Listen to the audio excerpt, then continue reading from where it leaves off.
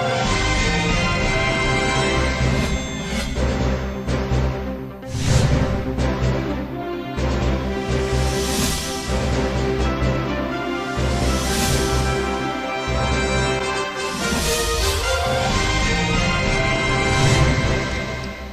it's Wednesday. All day. All day. Hump day. Okay, where are we going from here? Which means that a week from right this minute, we won't be here. We're going to be closing at noon next Wednesday so that our wonderful crew can make their way to destination points if they so desire. So there will be no update news next Wednesday, just so you know. Unless we record it early, which we're probably not going to. Or Friday. No Friday. Or Friday, because we're closed. We're going to be closed. How about Monday? You know, I don't know, because Mom and Dad have the audacity to go back east and see my brother Jim and their beautiful grandchildren out that way. So they're not going to be here Monday. And update news ain't something I can really do by myself. They're having a contest at our family's reunion gathering. Who can wear the ugliest sweater? Christmas sweater. The ugliest Christmas sweater. Mm-hmm. I've never heard of that. It's threatened if you don't participate, you eat outside with the dog. And it's probably going to be cold. It will. Yes. But you have your long johns. It doesn't matter. You're desert rats. Okay. Okay, so we got some news today, some really grievous news today. But first and foremost, we're going to get started with your letter. Okay. My letter comes from Midland, and it says, Dear ones, I pray God's special blessings on all of you at GLC. I have been watching you for 30 years and really watching you these last 10 years. You are as great now as when you started. You have been there for me in so many areas of my life. I am somewhat more aware of what my purpose in life is through all the amazing teaching and explanations I have become aware of about what life and its meanings as far as my spiritual understanding. Words are not available to tell you and thank God for allowing me to live long enough to be a part of all these things. And I'm just one person. I have always said God is truly the author of GLC. These seeds planted will live forever in our lives and in our hearts. What a letter. You are in our prayers daily. God will prevail. With a heart full of love for GLC and all that represents and all that it represents. I am on cable channel 12 in Midland, Suddenly, and I am a shut-in, and you are my church as you are for so many of us. Take you away is like losing our life. Gail from Midland. Gail, that's the most startling letter I think I've ever read. Pretty awesome. Actually brought a tear to my eye what she had to say. Well, I was really happy to see that she also included where she is, the cable company that she's utilizing and the channel number that she's watching on. If you haven't seen it, we're running a spot asking for response on that because we're launching our internet conversion project. And a big portion of that is converting various cable systems to receive our signal by the Galaxy 19, not the SES. But the order of priority on that is going to be from viewer response. Okay. For the most part. They're taking you seriously. So we are keeping those letters, and I have to remind Monica, or I have to let Monica know about that because Monica just got back yesterday. She did. Yay. Hallelujah. It's so nice to have somebody in the office who is can answer helping the phone. Vanita answer the phone now. And also she's making calls that I need her to make since I'm as everybody tells me, Amy, you can't do it all. And I'm like, really? It's kind of funny. I can try. We try. And you have a devotion. I do. Well, my devotional today is by Claude Howd. He says, for far too long in many evangelical churches, a pathetic and syrupy attitude of false humility excused, justified, and encouraged Christians to say, don't look at me, don't look to man, look to God alone. Let me make myself clear. It's right, healthy, and scriptural to keep our focus, our devotion, and ultimate trust in God and God alone. Men will always be fallible and imperfect. They can disappoint and wound us. The Apostle Paul reminds us that the eternal and perfect treasures of God's kingdom are carried and lived out in vessels of clay, humanity and human frailty and imperfections. Look at 2 Corinthians 4:7. However, the time of ignoring and turning our back on our responsibility and supreme biblical calling to communicate faith, love, forgiveness, purity, generosity, and a passionate heart for God and His house to our children and loved ones must come to an end. Without arrogance or pretension, but rather by possessing an inner and acute spiritual sense of dependence on God, the Apostle Paul passionately invited young believers who surrounded him, be imitators of me as I am of Christ. That's 1 Corinthians 11:1. Paul later said to Timothy, what you've heard from me, entrust to faithful men who will be able to teach others also. 2 Timothy 2:2. We must begin to see ourselves this way. When we realize and come to grips with the significance of our lives, the immeasurable possibility of influence that we all carry in us, a cry rises from the depth of our souls toward our God. Oh, Lord, increase our faith. Every one of us is to be contagious. Let me ask you this question. What do your values, passions, and priorities communicate to those who are watching you, and who are watching your walk and your talk in your everyday life? Let me ask you straight up. If I hang around with you, learn from you, and imitate you, what will I catch? You know as well as I do that some men and women's faith, love, joy, and passion is communicative. So be near them. To be near them does us good. It inspires us, it heals us, and reconciles us with the human race.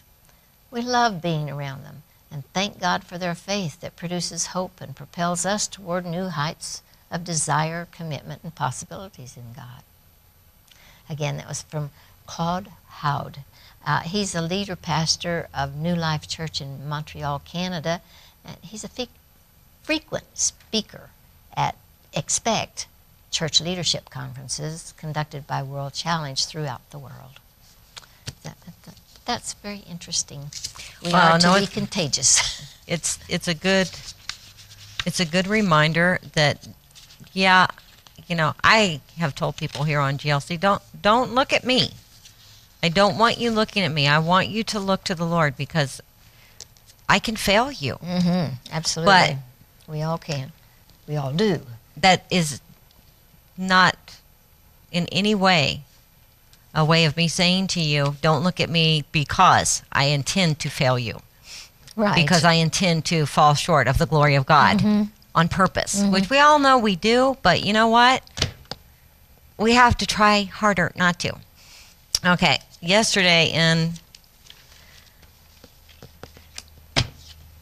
West Jerusalem, there was a horrendous terror attack at a synagogue that left 4 rabbis and one of the police officers who was shot dead. He ran in to try to defend them. So before we get to our news, we're going to run an article or a video from Duran Kedar.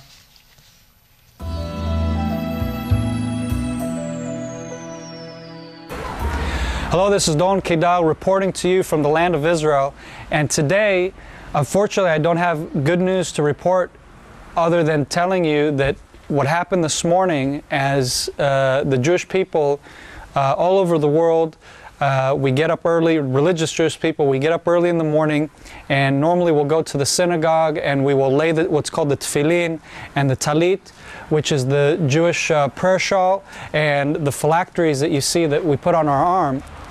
And as the Jewish men in one synagogue in Jerusalem, not far from here, were praying this morning, something awful happened. Now keep in mind, when we pray, by the way, we usually have the prayer shawls over our heads. Certain communities have that tradition, and when we're covering our heads like this, your peripheral vision is it's blocked by the prayer shawl, and also your hearing isn't very strong either, because it's covering your ears. So as these men were in a vulnerable moment where they're praying and they're approaching God in the morning, as it says in the Torah, to lay down to bring forward the morning sacrifice. So today, because we don't have a temple, then we have the morning prayer, and this is what we're doing: is we're bringing sacrifice to God this morning, is what these Jewish men were doing. And in doing this religious act that we've been doing for thousands of years, they were hacked down by two Arab terrorists who barged into the synagogue in Har Nof. And these two young Palestinians, actually one of them is related to, they're actually cousins of one of the men that was released just a year ago because of the another appeasement with the Palestinian Authority plan, where we release terrorists in order to get, as if you're looking at the news, as you know, nothing. We get no peace, we get no quiet. All we get is a temporary calm, so that the terrorists can gather themselves and plan another attack, is what normally has been happening lately. So unfortunately, as Israel showed a gesture of goodwill, one of the relatives of the very man that was released for terrorist activities, one of his relatives this morning came into the synagogue and hacked down with axes and knife, and apparently they had also weapons at some point, and started to shoot at the worshipers, those who were praying. And 4 Israelis have been killed because of this awful attack. And one of the policemen, actually, who was called onto the scene, is now laying in the hospital in critical condition. So unfortunately, this morning I have not so very good news to give you, and this is just an awful blow to the Israeli public, as a continual wave of terrorist attacks that have been hitting Israel. I don't know if you guys have been paying attention, but if you've been noticing, in the last 2 weeks now, we've had terrorists taking their vehicles and driving over people. We had a man just the other day stabbed in the back in Jerusalem with a screwdriver. He was stabbed in the back and is also now wounded. So there's just been a wave of terrorist activity lately that is really putting the Israeli public in a serious place of fear, and people are, they're not wanting to go out and to cafes or they're probably afraid to take the bus to go to work, and all these different things that this terrorist activity is usually leads to, is that the Israeli public starts living in fear, and this is very unfortunate. So we need to pray for the people of Israel. We need to pray for this land, and we need to petition in the nations and make our voices heard concerning the legitimacy of the nation of Israel, and its legitimacy to protect itself from all of these threats that's been happening all over Israel and abroad. The United Nations has decided to join the bandwagon of delegitimizing Israel, and so has just recently now Spain joined the bandwagon with Sweden. So this is the time to stand with Israel than any time ever. We're in very, very serious time right now in the land of Israel. So I appreciate those of you following our reports. May God bless you. And please join the movement, Cry for Zion, because that's exactly what we're doing. We are taking up this fight. We are taking up this initiative to stand against the wave of delegitimization and demonizing of the people of Israel. So thank you. Please go to cryforzion.com. You can join us in our efforts. May God bless you. Shalom.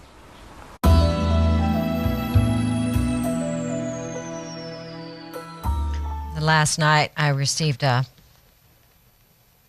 letter from Sandra Barris with Christian Friends of Israeli Community. She hosts our Shabbat Shalom program here. And as soon as I read this, I responded to her. And I told her, Sandra, you do have a voice with GLC. And I'm going to be sharing your letter with the viewers. She was quite happy to hear that. So in memory of Aryeh Kopinski, Avram Goldberg, Kalman Levine, and Moshe Tversky, may God comfort their families who mourn in Zion. This would be Sandra, was watching the morning talk show this morning when all of a sudden there was a news update. Terrorists had burst into a synagogue in Jerusalem and people had been killed. As the details came in, we learned that 2 terrorists armed with guns, axes, and butcher knives attacked men during their prayers. They were in the middle of the silent prayer, immersed in silent and serious communication with the God of Israel, not paying attention to what was around them until the noise and the mayhem interfered. They ran, fought back, and called for help. But within minutes, 4 people had been murdered. Several others were wounded seriously, including a policeman who was the first on the scene.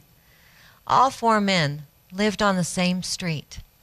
They left 4 widows and a total of 24 children between them. One of the murdered men was Rabbi Moshe Tversky.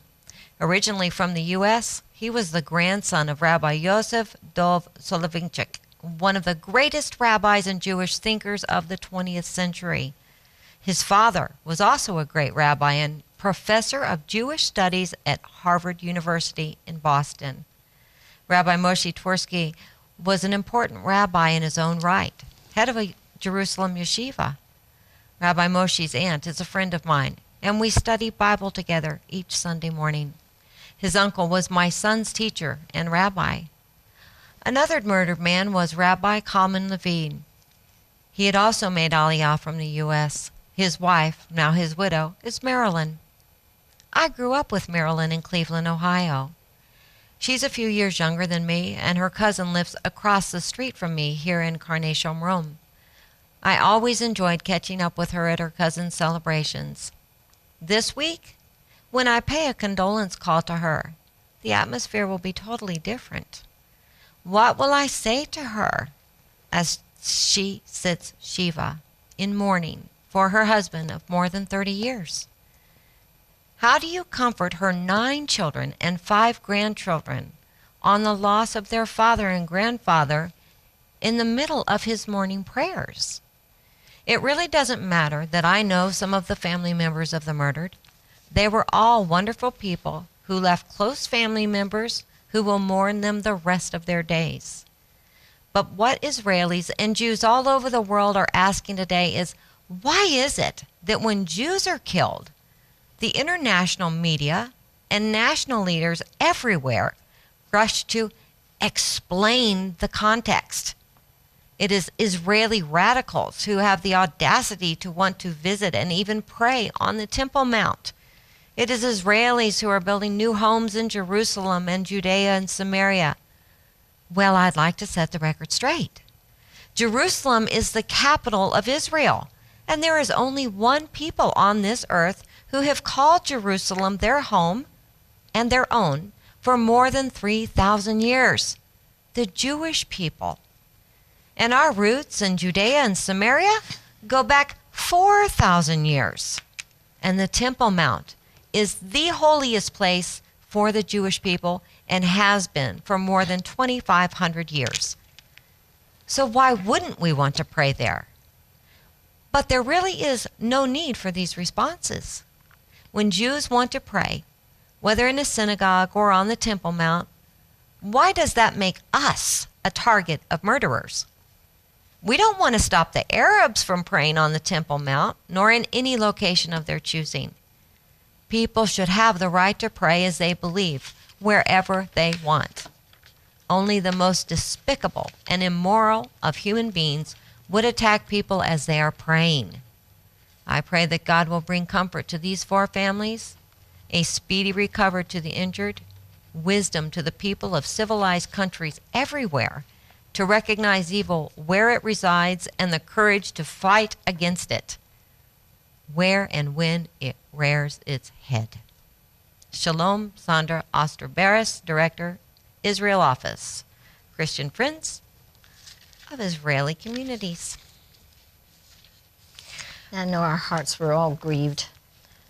I mean, a lot of us were grieved all day yesterday when we heard the news come in. And as I have been researching more and more of this today and seeing the pictures, they hack them to death. Mm-hmm. There was blood splattered everywhere. Mm-hmm. It's horrifying. And the 2 terrorists are cousins. Mm-hmm. They're cousins. Okay, so before we run out of time, we want to share a couple more things with you. This one's called A Single Piece of Property. On August 15th, 2005, the unthinkable happened. Jews were forcibly removed from their homes in all 21 Jewish communities in Gush Katif, the Jewish bloc of communities in Gaza. These pioneers had built their homes and incredible greenhouses for more than 30 years with the government's blessing on the sand dunes of the Mediterranean Sea. What were once beautiful and thriving Jewish communities became a desert of destruction overnight. Everything was uprooted and destroyed, and Gaza has not bloomed since. This decision by the Israeli government left in its wake 10,000 devastated people. They were homeless, jobless, and devastated emotionally. Many questioned their faith in God and wondered how they could possibly start over again after spending the prime years of their life building a paradise out of empty sand dunes.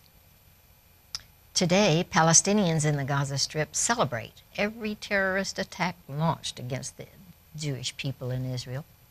The shooting of Rabbi Yehuda Glick, who has been advocating for the right of the Jewish people to pray on the Temple Mount. An innocent 3-month-old baby girl who dies when a terrorist mows down pedestrians at a train stop in Jerusalem. A 26-year-old woman run over at a bus stop in the West Bank before being stabbed to death in cold blood as she lay injured and defenseless on the ground. A 20-year-old IDF soldier who died from stab wounds received the same day at the entrance to the train station in Tel Aviv. The 4 rabbis hacked to death with meat cleavers while they prayed early in the morning at a synagogue in a safe neighborhood of West Jerusalem. And the 30-year-old Druze police officer who died hours later after being shot as he heroically intervened to stop the massacre at the Kehilat Yaakov synagogue. With every attack, the Palestinians rejoice, passing out cakes in celebration. Disdain for Jewish life celebrated in the very lands of Israel that they occupy. Make no mistake, the violence is about land. In fact, it's about a single piece of property.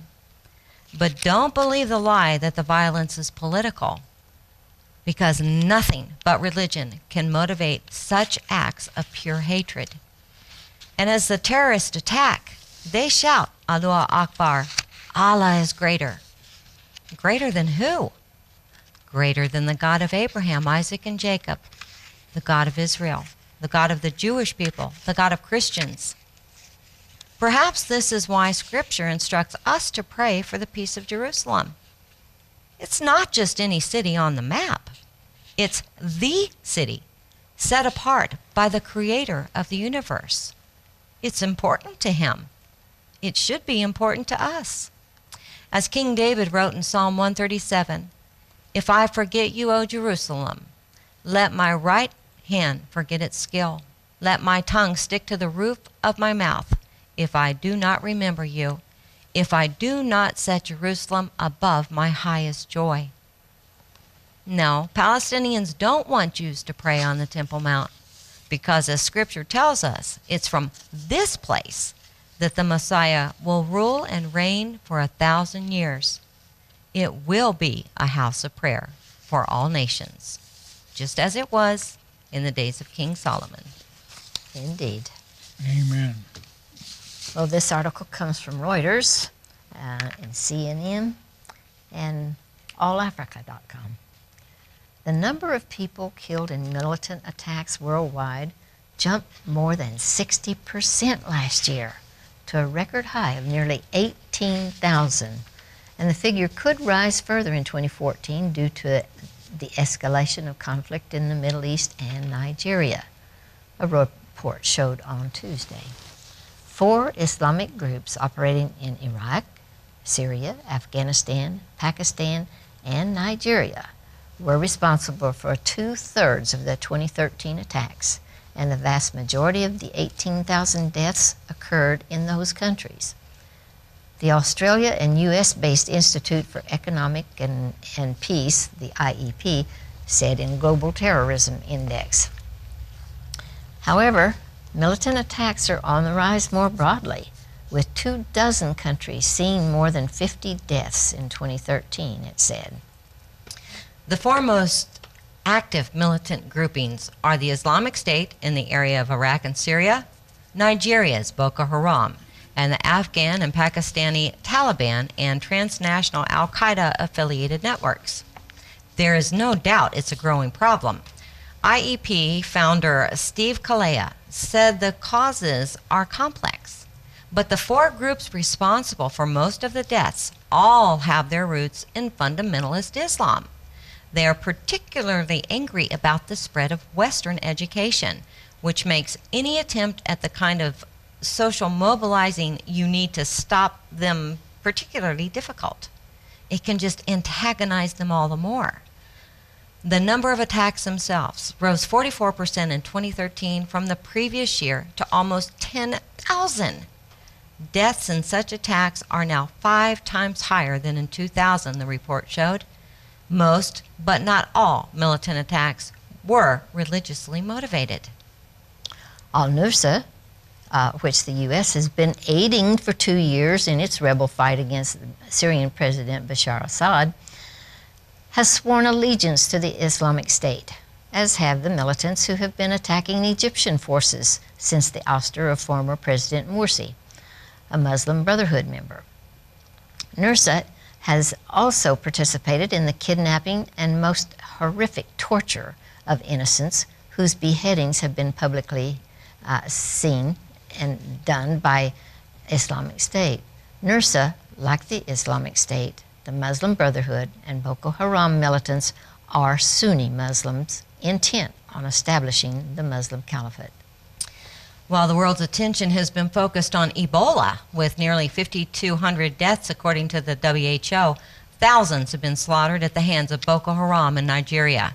They've killed more than 4,000 civilians, more than 2,000 of those in an estimated 95 attacks in the first half of 2014. The killings and other abuses were a part of widespread attacks on civilians in over 70 towns and villages in northeastern Nigeria. While the name Boko Haram means Western education is forbidden in the local dialect, the group also refers to itself by a name that means people committed to the propagation of the Prophet's teachings and jihad. That's all the time we've got today. Pretty self-explanatory. Thank you for being with us. Continue to pray for the peace of Jerusalem and pray for our government.